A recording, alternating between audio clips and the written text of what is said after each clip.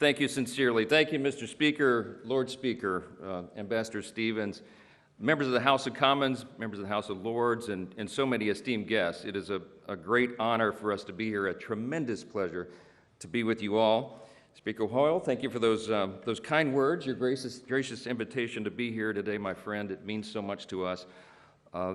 It's a real detriment to follow Speaker Hoyle. I don't like to do this. At the G7 speakers meetings, I just want you to know, when he gets wound up and going, it's just like Churchill, and it goes on and on and on. And I try to speak before him at all times. I don't want to follow, but really, really grateful to be here. He has become a dear friend, and all of you, we've met so many great friends. My wife Kelly and I are truly touched by how warmly we've been received here, and having met so many of you in the past couple of days, we walked away with this sense that we do have close and dear friends here across the pond, and we have this shared heritage, and we treasure that. It is a profound honor to be speaking in Parliament today, to be the first U.S. Speaker of the House ever given this honor, and I take it very seriously. As proud Americans, it is as though we have returned to the spiritual birthplace of our own nation, and the history here, the weight of it is palpable, as you know. It gives you a certain sense of just being serious. I was going to roll on with a bunch of jokes this morning, but it doesn't feel right to be in this place at this time. We have returned at a pivotal moment, obviously, in the great histories of our countries, to mark this anniversary that we have in our nation and to celebrate what we've achieved together in the past, and importantly, to face and overcome together the challenges of our present day. And I want to tell you, my friends, we will do that together. That's what I bring you that message. When I met with Prime Minister Starmer at Downing Street yesterday, I told him that I thought his national address a few hours earlier was well done. He noted, of course, that the UK and the US are close allies, and that our strong, constructive partnership all these years has been built on mutual respect and focused on results. I thought that was exactly the right message and the right tone. And because of that, we've always been able to work through our differences calmly as friends. We will continue to do that. I want to assure you this morning that that is still the case. I spoke to President Trump at length yesterday, and I told him that I really felt that my mission here, even though we planned this back in the fall, we didn't know how the events would develop over the last few days, but I told the President that I felt that my mission here today was to encourage our friends and help to calm the waters, so to speak, and I hope to do so. As the Prime Minister said yesterday, let us look to agreement, continue our dialogue, and find a resolution, just as we always have in the past.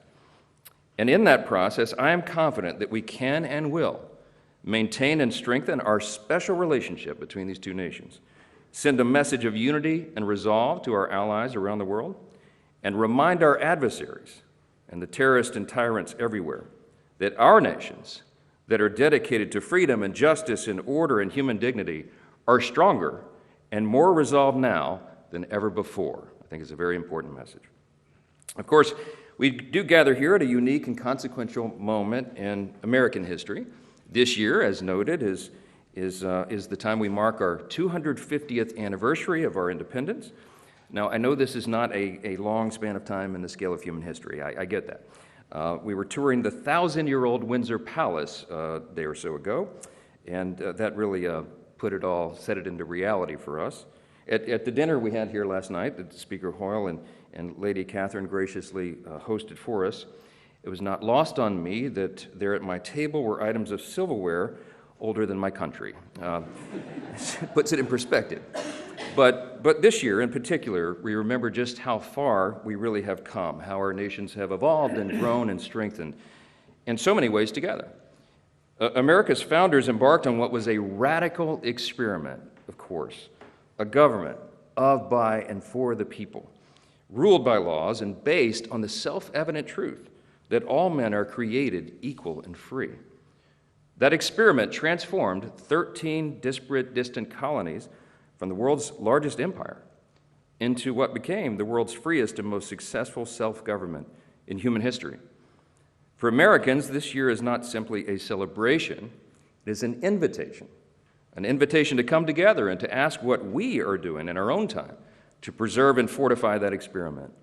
and all of the blessings of liberty and opportunity and security that we enjoy today, and frankly, sometimes too often take for granted. We have a stewardship obligation to maintain these blessings, and all of us in the West, all of us together, are facing real challenges today that we must acknowledge and confront, and we do that best together. Across the pond, Congress and the Trump administration have been working very hard. We're trying to usher in a new golden age for our country, as we say. We're marshaling every resource we have to make America safer and stronger and more prosperous than ever before. And I'm very bullish on the prospects of doing that. We must do this because we know those hostile to the West and to our shared values are engaging in increasingly sophisticated forms of subversion and espionage. We see China, Russia, and Iran grow more aggressive and emboldened as they intensify their efforts to exert economic, political, and military influence around the world. We see a callous disregard for basic human rights, new provocations, and even the theft of intellectual property on a scale like we have never seen before. Clearly, President Trump is taking seriously the modern and dynamic threats that China and Russia pose to our global security, especially in focus the last few days as it relates to the Arctic. And while we can have thoughtful debate among our friends about how best to counter these threats, we all certainly agree they must be countered. We ignore these threats at our peril.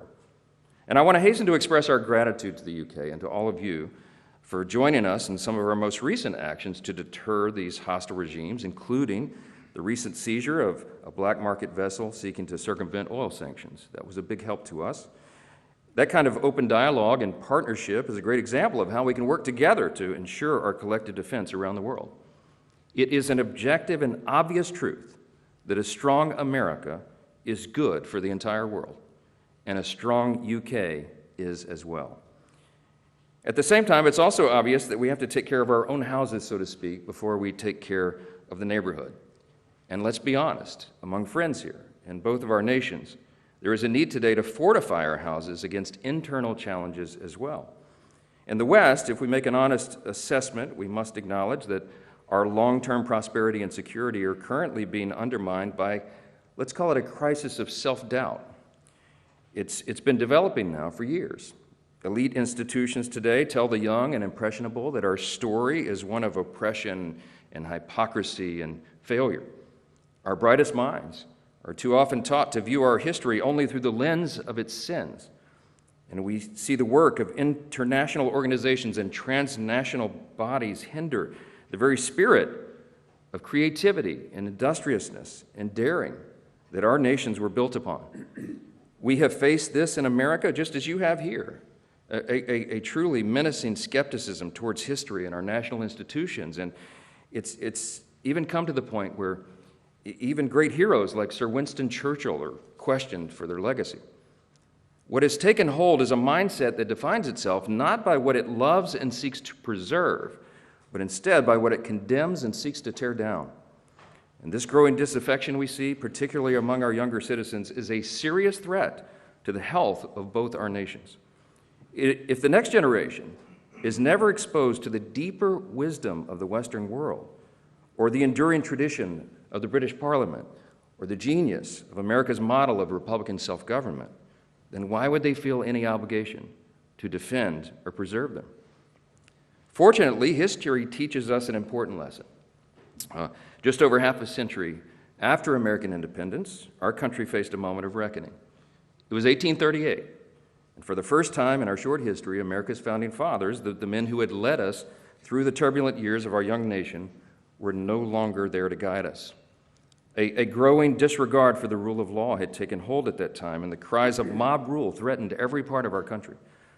A young legislator at that time, concerned by what he saw as America's deteriorating regard for its past, charged his countrymen with an important choice. Would they uphold their duty and preserve the blessings for which their fathers pledged their lives, their fortunes, and their sacred honor? Or would they continue on the path of decline and self-destruction? The answer was simple, he said. This experiment in liberty could not survive unless the principles enshrined in the Declaration and institutionalized in our Constitution became their shared civic faith. That rising statement, he was just 28 years old at the time, would one day become president, and he would be called to confront the greatest stress test of the American experiment yet. His likeness stands just a few feet away from here, where we're gathered today, watching over Parliament Square. Abraham Lincoln, of course, wisely understood that the philosophy of the schoolroom in one generation is the philosophy of government in the next. He knew that our national renewal would not come from repudiating our past, but rather from renewing and recommitting to our best principles, to appealing to the better angels of our nature. The struggle of Lincoln's time shows us that though America may be 250 years old, the question of how best to steward this grand experiment has always been with us. And age-old questions require age-old wisdom. In the West today, we see faith in our foundations and our shared inheritance weakening. And what we have to do is channel the wisdom of our predecessors to chart our own renewal. So what does renewal require? Just a few things. Well, first, it requires remembrance. This is a biblical admonition, in fact. We're to remember our blessings and from where we came. And the great British philosopher G.K. Chesterton warned, every high civilization decays by forgetting obvious things. Things like the dignity of the individual, the stabilizing role of the family, the human yearning for meaning and purpose, and the indispensable relationship between freedom and virtue. In short, we have to remember our foundations, and we have to describe what they are, because the generation behind us seems not to understand this. As Chesterton observed, America was founded on a creed that was set forth, he said, with dogmatic and theological lucidity in the second paragraph of the Declaration of Independence. We hold these truths to be self-evident, that all men are created equal, endowed by their Creator with certain inalienable rights, that among these are the rights to life, liberty, and the pursuit of happiness. That profound acknowledgement of obvious and undeniable truth shook the foundations of Western democracy, and with it, the course of human history. Our founders recognized that all of us are made in the image of God, and because of that, every single person has inestimable dignity and value. And our value is not related in any way to the color of our skin or what town or village we hail from, what our talents are, etc. Our value is inherent because it is given to us by our Creator. We built an entire nation upon that premise. And just as our citizens are endowed with God-given and unalienable rights, all nations and all people should adhere to the obvious laws of nature and of nature's God, as our documents say. In his farewell address, the father of our country, George Washington, gave all of his advice that echoes down through his countrymen, even today, and echoes down through the generations in reminding us how we would keep this republic, how we would keep this grand experiment in self-government. And he said famously, of all the dispositions and habits which lead to political prosperity, religion and morality are indispensable supports. And John Adams was our second president, and he said famously, our Constitution is made only for a moral and religious people. It is wholly inadequate to the government of any other. The late Prime Minister Margaret Thatcher put it even more simply. Freedom, she said, will destroy itself if it has no purpose. Lady Thatcher, just like our founders, understood that free societies that lacked a shared moral and civic foundation inevitably turn elsewhere to compensate. And that reminds us of another important lesson from history. A healthy renewal requires the participation and stewardship of each successive generation. Here, too, the example of the American Revolution proves so instructive. Our founders didn't seek to build a new nation on pure abstraction or mere ideology, nor did they abandon the brilliance of the British tradition, even if they opposed the empire itself. Instead, they drew on the joint inheritance of the English-speaking world, an inheritance rooted in the wisdom of classical thinkers, asserted in the Magna Carta, embraced in common law in the writings of John Locke, and articulated in the Bill of Rights of 1689. These principles found, in the words of Sir Winston Churchill, their most famous expression in the American Declaration of Independence. For Americans, our independence is not a rebuke of our British roots, but rather a renewal of what is best, the best of what Britain had to offer the world. If renewal requires remembrance and stewardship, it also requires responsible citizens. Strong institutions are essential, of course, but when people are taught that their lives are determined by systems and structures responsibility quickly disappears, and with it, their purpose and their meaning. In both of our nations, we have too many people today on the sidelines, particularly younger generations. We should want our citizens involved, gainfully employed, and contributing to their communities, of course. Stable and thriving societies need families that raise children. They need churches and communities that form character, and patriotic men and women dedicated to leaving their country better than they found it. The simple truth is that freedom cannot survive if we outsource our responsibility as citizens. And this is a fact that remains true at a national level. We cannot fail in our responsibility to protect our people and their security. Amongst our allies, we see the UK and Europe stepping up as faithful partners here, and I want to declare that today. Whether it's NATO's nation's historic commitment to raise their investment in defense, which we applaud, or the AUKUS alliance deepening its cooperation in submarines and undersea defense, our partnership is proving that nations can prioritize their individual interests responsibly and at the same time make strides towards strengthening alliances and preserving the freedom and sovereignty of our nation states. And our current U.S. ambassador to the UK, Warren Stevens, who sits here up here with me today, said it recently very well. He said, "America first does not mean and will never mean America alone."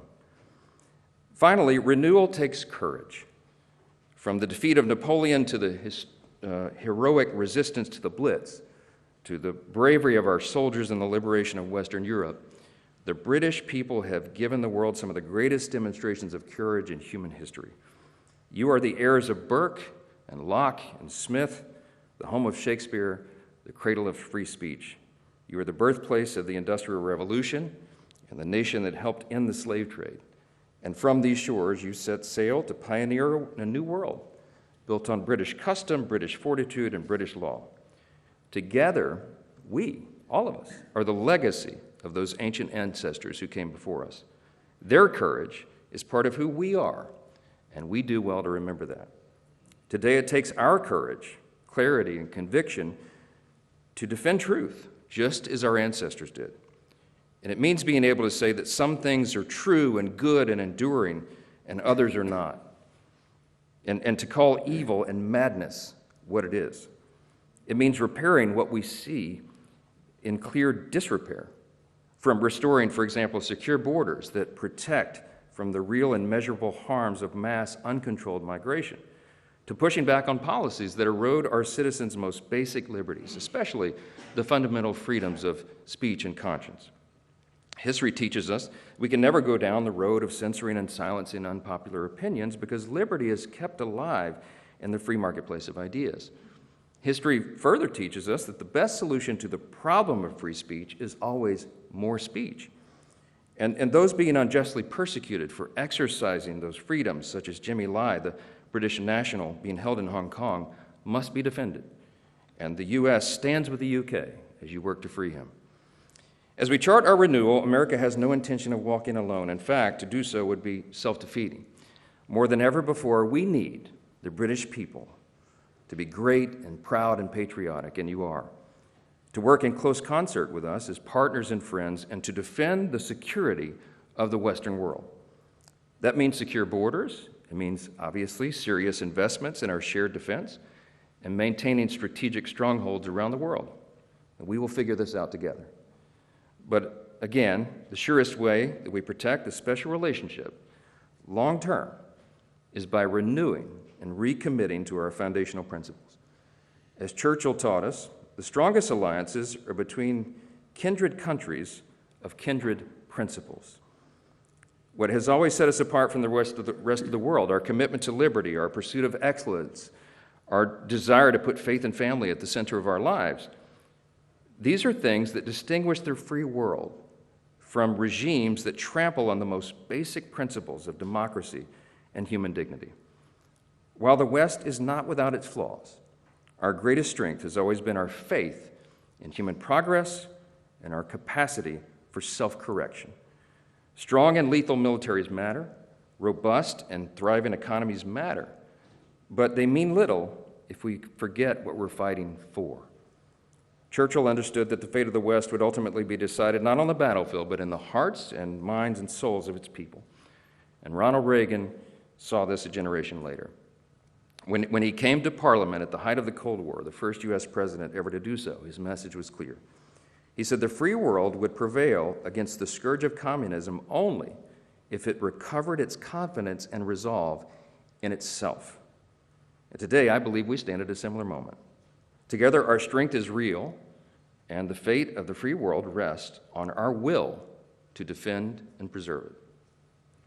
Today, ultimately, our renewal depends on whether we, as leaders and citizens, equip the next generation, whether we arm them with the confidence to articulate the ideals of the West and the will to defend them, not to shrink into national reluctance, but to stand strong in national pride.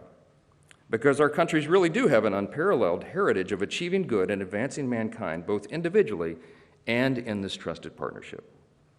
Thankfully, our special relationship has always proven much more powerful and enduring than the enemies we face. Together, we represent a common history and heritage, and the greatest, most free, most prosperous, most successful, and benevolent civilization the world has ever known. And it will endure only as long as we reject, decline, and recommit to our foundations. I'll leave you with the thought of Ronald Reagan one more. He said, freedom is never more than one generation away from extinction. We didn't pass it to our children in the bloodstream. It must be fought for, protected, and handed on.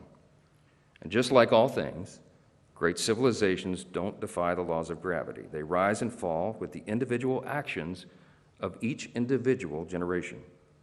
So today, my friends, we have great reason for hope. Today, I see the UK with renewed sovereignty and self-determination. I see our European allies with an advantage over our adversaries in economic power, and most importantly, in spirit. I see younger generations rejecting the indulgence of self-interest and embracing pursuits of greater importance and higher purpose. And I see those who cherish the lessons of Churchill and Lincoln, who are ready to offer this age heroes of their own. With the right choices and the right leadership, we can chart our renewal, and we can seize the great moment together if we truly seek it and fight for it. Thank you again for this profound honor. God bless you all. God bless the United Kingdom, and may God bless the United States of America. Thank you.